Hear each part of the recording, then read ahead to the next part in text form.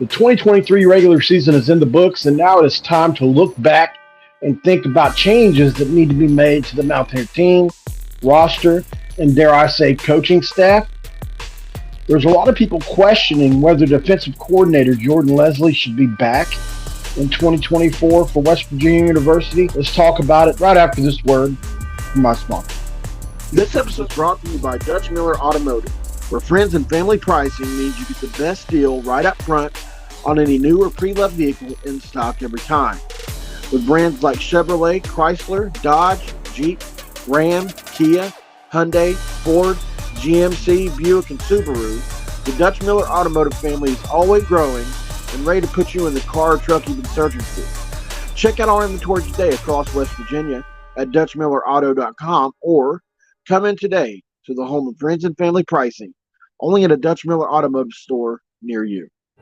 This is for Cameron.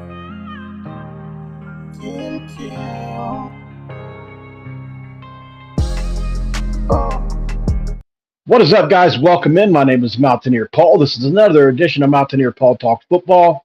Man, guys, things are rolling quick. We've got transfer portal stuff going on. We've got coaches moving all over the place. We've got big name guys in the quarterback. They're throwing out huge numbers, $1 million plus for a lot of these quarterbacks in the portal right now. But guess what? We ain't got them problems. Garrett Green just announced he was coming back for the 2024 season, just in case there was any doubt. If you're a Mountaineer fan, that makes you happy because now you got your quarterback, right? You got your quarterback for next year. You can allocate funds wherever you think you may need to at this point in time, whether it be wide receiver, whether that be wherever. Wide receiver, whether that be defensive back, right tackle, middle linebacker, wherever you think you need to go. And that's good news for the Mountaineers. But there are some touchy subjects in and around the team, right? And I'm going to present some facts, and obviously they're going to lean on the negative side for the purposes of this video. There are positive things I'm going to talk about as well because I think that's the fair thing to do. Jordan Lesley, defensive coordinator for West Virginia University, has done, in my opinion, a good job overall when you look at the totality of it all. Especially those 20 and 21 teams were elite on the defensive side of the ball. They had good players, but they left. And unfortunately, the Country Roads Trust wasn't in place as it is today. And so the retention part of that deal wasn't able to happen, unfortunately. And so they've spent a lot of time trying to rebuild the defense back to where it was a couple years ago. But there are certain things that, to me, make me feel worried. And it's a lot of the same old issues that have come up in games. Some real head-scratching stuff, guys. And let's dig into the numbers just a little bit. My good friend Kuz made me a list of stuff. And here's just some based statistics for you to look at, guys. So going back 2 seasons, WVU defensive stats, and we got total defense. In 2022, we're 98th overall. That's not going to be good enough at 412.3 yards per game. In 2023, 71st, 384.2 yards per game. Then you look at the 2022 in scoring D, 116th at 32 a game. That's not going to be good. 2023, 77th at 27.5 points per game. That's just got to come down a bit, at least 3 to 4 more points. Then you look over at the passing D, which has really just been, in my opinion, really bad. You know, it's been the worst, no doubt. In 2022, it was 111th, 262.7 yards per game. This year, it was 92nd at 240 yards per game. Rushing defense was 65th in 2022 at 149, and 2023, 49th, which you can win football games with a top 50 defense at almost any level. And really, that's where we need to get down to that number at all spots throughout the defense. So obviously a little bit mix of good and bad there. For me, it's just some inexplicable things that have happened this year, guys. And, you look back to the off season too of last year, and you heard them say things like, We got our guys in place. We heard, things about guys like Hershey McLaurin who played well this year, but not last year. He didn't even show up. There was other guys that they named in the offseason that we were told were going to be really good players and that they had the length that they needed to do things they needed to do. That didn't happen. And this year, they basically ran with two corners the entire year. And they had some injuries in the backfield with Montre Miller, Keyshawn Cobb, and others. Obviously, the Trey Lathan injury was a big deal. And so I felt like that was an indictment against Jordan Lesley, the way he talked up some of these players that got in the portal last year that never really just came to fruition. And those guys were role players on this year's team. But they still weren't the haymakers that we thought they were. I don't know if that was a transfer portal thing as well. I mean, you can only do what you can do, and I get that. So there's a couple of things that have just been for me. And then there's a few games that happened this year that really had me scratching my head. I'm only going to bring a couple of them up, guys. Obviously, the last game we just played against Baylor.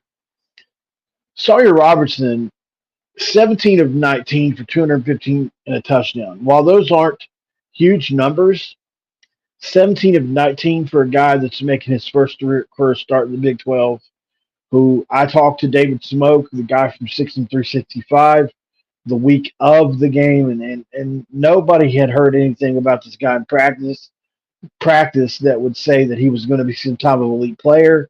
Certainly nobody had pushed Blake Shapen in practice up until then. And so to make this guy look as good as he did, to me, was an indictment against Jordan Lesley and some of the guys in the defense. You had two corners that graded out pretty well this year, and that there were holes in the defense. And so for me, when you're looking at it, guys, go look at Malachi Ruffin and Beanie Bishop and see where they graded out this year. They both graded out pretty good, especially Beanie, obviously, first-team all-conference guy. So yet the defensive backfield did not perform. And obviously there were some other parts of that. The linebackers were obviously hindered once Travius Lathan went down. But still, for me, there was just something missing. And obviously depth was part of that. I get that. But I don't know, man. There was just some weird occurrences this year. You look at the Oklahoma State game, Ollie Gordon just goes off for 150 yards in the fourth quarter. And then Alan Bowman also had himself a really nice day. It seemed like every third down conversion that needed to be made was made that day. Ollie Gordon goes for 150 yards in the fourth quarter, breaks off 3 huge runs. And then you start, I look at the film on that thing, and there was a lot of misfit runs, and it was weird because they held him basically in check for most of the game. I mean, he was looking to break loose all game long. It looked like he was going to do it here and there, and then all of a sudden, boom! And I get that he's a back that gets stronger as the game goes on, and we caught him at a bad time, obviously too. They figured out everything, and I get that as well.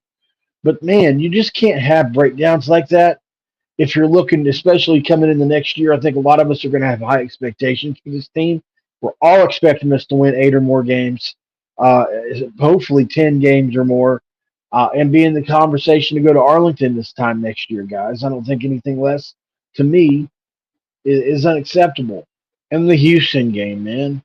Donovan Smith is not a bad football player, but to allow him to go 21-27 with 253 and 4 touchdowns, obviously the Hail Mary was a big one, but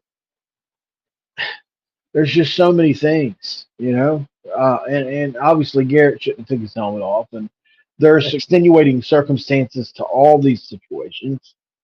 But for me, things just haven't been working out for Jordan Lesley the last couple of years. The defense did make improvements from last year this year, and I guess if they can make a similar jump next year, they can be respectable. But you ask yourself, are the players over on the defensive side worth keeping them around for another year to see if it gets better? While there are extremely good coaches out there right now that could be hired, maybe Garrett Patterson. You can talk about several guys out there in Mississippi State just fired their head coach as a defensive coordinator.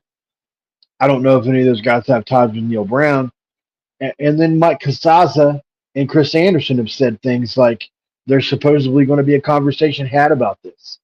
It doesn't mean there's going to be a change made, but there are people out there saying This is going to be brought up, guys. And so I don't know. Maybe the bowl game will be a barometer to see if maybe your Jordan Lesley can get this defense right going into 2024. And I'd like to know what you guys think down below. Don't forget to subscribe to Mountaineer Paul Talks Football, guys, as always. Don't forget to like the video. And drop a comment below, guys. Let me know how you feel about Jordan Lesley. Do you think he should stick around for one more year? Do you think he should be replaced? Are you in the middle? I'd like to know what you think about this subject, guys. I think it's going to be a big deal for 2024. I think we need to have our ducks in a row. I do think you give Jordan Lesley better players. Obviously, as with any coach, he's going to perform. So let's get to the verdict on this thing. I think Jordan Lesley has been a mixture of really, really good and elite. I mean, we're talking about top 5. Our defense has been since he's been here at points. But also, people would point to say Vic Koening was there at the time. So there's that, too. But at the end of the day, he coached those guys. And then you look at the last couple years, especially, and it's been really bad. And so which Jordan Lesley are you going to get? If we add some more Jimmies and Joes on the defensive side of the ball, you bring back Travis Lathan, all the youth at linebacker, the defensive line pretty much comes back intact as long as nobody transfers. You're talking about the defensive backfield. Aubrey Burks may return. Keyshawn Cobb may return.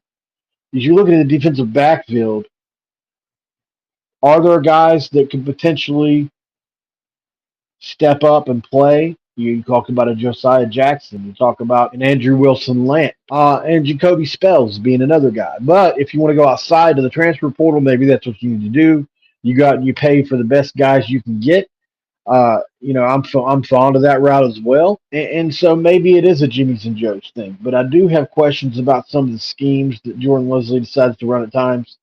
We were basically a zone coverage team, guys. And in order to play elite defense, in my opinion, you have to mix between the two, but you especially have to be really good at playing man.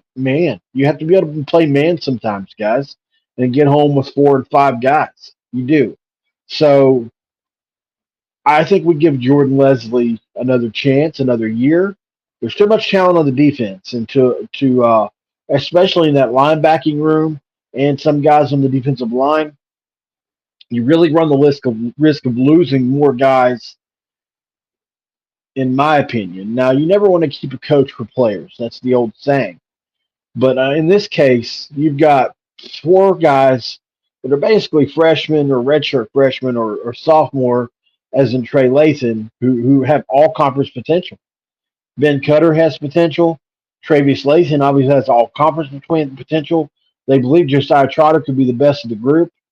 And so you start to look around that room with James Hurd, as I've mentioned. And then you just need to get some back-end players, guys. So I think you keep Jordan Lesley around for one more year and see what happens, and hope that this really good offense that we've seen stays like it was towards the end of the year. And those two, if both improve, so will the win record, right? And you should start beating teams that are ranked instead of losing to teams that are ranked. This is the year, guys. And so decisions have to be made, tough ones. I'm going to say keep Jordan Lesley around for another year, which, depending on how it goes, might be for the entire coaching staff. Jordan Lesley was interviewing for a head coaching job all season last year, so it's not like he's not fondly looked at around the country. So we'll see how it goes, guys. Don't forget to subscribe. Don't forget to like the video. If you want to be a member of Mountaineer Paul Talks Football, hit that join button. Other than that, I don't have a lot to say on this subject, guys. Thank you for tuning in as always. This has been another edition of Mountaineer Paul Talks Football. This episode is over. I'm out. This is for Cameron. Thank you.